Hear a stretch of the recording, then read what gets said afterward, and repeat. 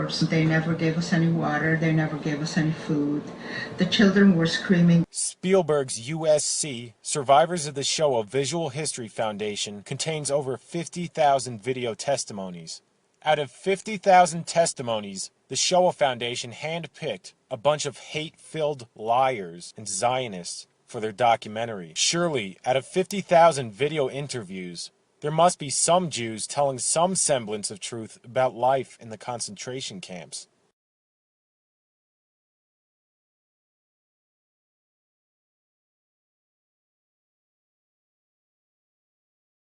We also had an orchestra where some of the musicians stood together, and one musician was so good that he had the instruments playing and he wrote the notes, so later on we had a band who played over the weekend. And that was, of course, helping us. You know, we also did plays and stuff. Were there any cultural activities happening in Auschwitz? Yes.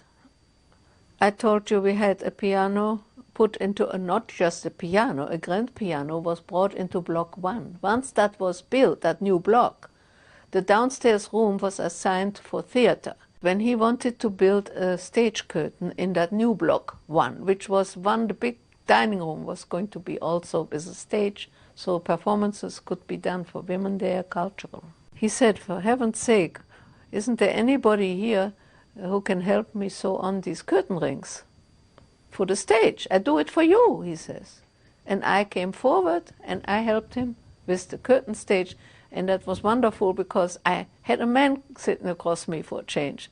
And my roommate is in charge of work assignments, and if you happen to know music, what instruments do you play? I said, I learned piano, but not good enough for an orchestra. I can tell you that right now. And he said, well, then maybe you know the notes. I said, yes. He said, well, then I can use you, because we have to write it from the original music piece, what the director gets, to the instruments. And so from each instrument has only a short line on the whole paper. So I had to take it apart and write for each instrument from that what I had to do. That I had to even make the lines. We didn't have paper that was pre-printed for notes, nothing. So I spent the whole day there for a while until we were taken away from Auschwitz. But then she saw me work there. I had a big table where I could work and lay out all the paper, and it was very peaceful and relaxing. And Otto wanted to talk more to me. That is when I met that SS man at one time. That was the last job I did while I was in Auschwitz. And when the other job, when I was in Block 10, we went out to pick the leaves. And from these leaves, they would make tea for the whole camp, for the whole Auschwitz. How did you entertain yourselves? Well, there were, at the beginning of those days, there was a library where people could get books to read. There were newspapers which we could get, and also among ourselves sometimes we had a violin quartet. We used to come and play in barracks during the evening. That was this. And later on, they said they're gonna build a movie in the camp, and the president said, only you must be crazy, they're gonna make a movie for us in the camp. And really it happened, they made a movie in the camp. Yeah, and we went in barracks after barracks. We could go to see a movie sometimes in the evening. They brought movies in in the evening. And what kind of movies would they show? Well, German movies. But once I came to the main camp, we were allowed twice a month to write home. Once a postcard and once a letter. They gave you the materials? Yeah, they gave us the leather, the materials, we could How did you get the stamps? Stamps. We could buy stamps. You had money? Yeah, we still got money. With the money we got through the Jewish community from Vienna who sent us everybody some money. And in the camp you could have currency? You could Yeah, have... we could have money because there was in camp also what they call a cantina. And not many times, but once in a while they sold a few cigarettes or they sold something, whatever they had. So if you had money, you could buy in the cantina there. Food, there wasn't really any food, really. They usually sold, and sometimes they sold some weak beer, they sold also in the cantina. Yeah. But not really anything else, not much, mostly cigarettes. And when you went to the movies, did you have to pay? Yes, we had to pay. After the money stopped, the regular money stopped, we got paid in coupons then. Paid for your work? Well, I don't know if it was for whatever, we got paid for in coupons which were redeemable in the cantina if they had something. So that was their way of distributing money then to everybody. Everybody got this money then. Of course, what we did is for the weekends we got together, we got a group of us together, and we made a soccer team, which was a little later, where we played soccer.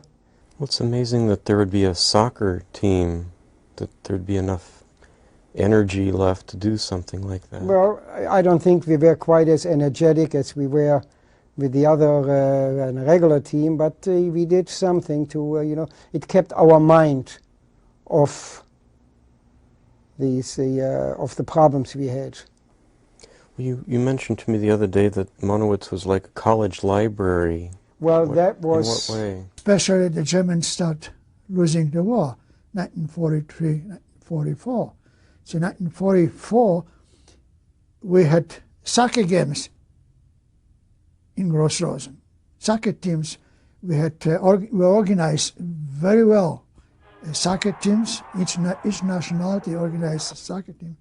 And we organized our equipment, everything, and play soccer on the assembly line, on the assembly place. So, in Gross-Rosen? In Gross-Rosen. So, that much freer was. But it was 1944. The Russians already pushed away, Americans already invaded from the other side, so they had to give more freedom. But there was much more freedom, and food didn't improve very much because simple reason, they didn't have it very much themselves. So. Did the civilians try to help you at all? Did they trade goods for things? It's as I say, that we have almost everything what we wanted for that soccer teams, from the civilians, from outside civilians. But that was strictly under cover. The SS didn't know that. They knew it, but they didn't do much about it because they knew the war was almost over. So they didn't. They even played soccer with us. That just to make the story funny, that whole incident funny. That one time the Polish team play against German teams, and one of this top enlisted SS men decided he wants to play for the Polish team. So we say, okay, you can play for us. And then the commandant, SS commandant, he was like a captain. He decided to want to play for the German team. So he went in the field. I think they were a little bit tipsy. How did you feel about that? And the funny part of it, we said, just let them play. They play almost by themselves. We just run around them. but that was one of this incident which stuck so funny in it. But that's happened. So, but it was 1944. So it almost things came to close. So is what you're saying then that the closer the end of the war came, pressure was let up rather than becoming more cruel or... In our camp, pressure, you did feel the pressure laid up. The big problem is that the Auschwitz soccer field was right next to the so-called genocidal gas chambers and would be in full view of the so-called final solution. Freddie Hirsch called me to the children's barracks. He was heading then, and he asked me if I could paint something on the wall for the children. And I said, well, if you can get the materials. He said, I'll get the materials. I said, okay. And then a very handsome young blonde man from the men's camp came over one day, and Freddie Hirsch called me to come and meet him, and he asked me what I need. So I said, well, if I can get any wall paints, so any tempera paints, I would like those, if you can get me some. And he said, yes, anything you want. And so before I knew it, Freddie had the stuff ready for me, and I started painting. At first, not knowing what, I looked at that huge drab, it was kind of olive colored, like all the barracks were, wall, and I thought, well, the thing to do is to make it look like we are in a Swiss chalet on the deck, and there is a balustrade with flowers on flower pots on it, and we are looking out at the beautiful meadows and maybe see some cows and sheep and stuff. And I started painting. And then afterwards, far in the distance, I was putting some sheep and some cows, and then I noticed that all the kids were standing around me, behind me.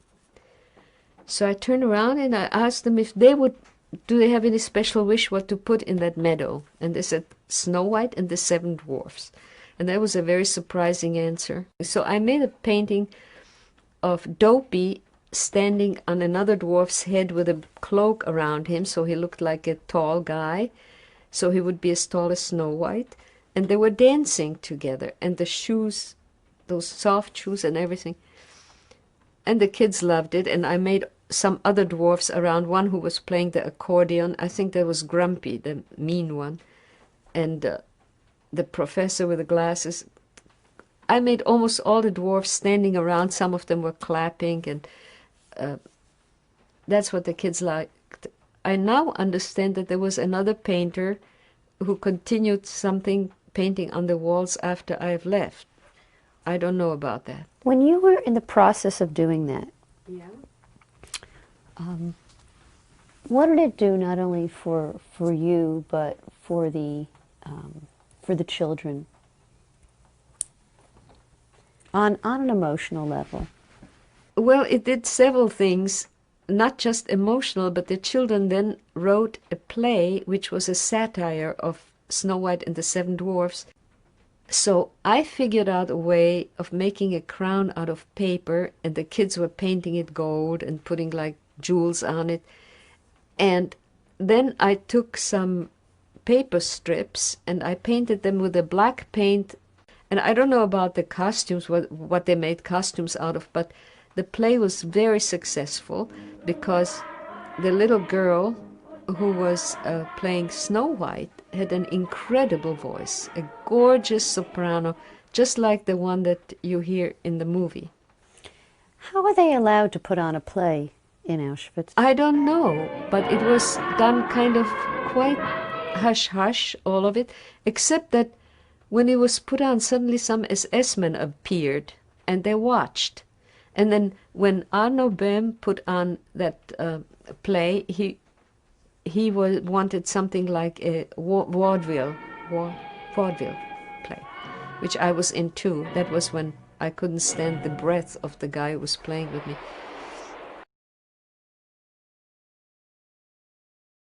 What was the process for the casting? I mean, how were people selected to be in this play or that play?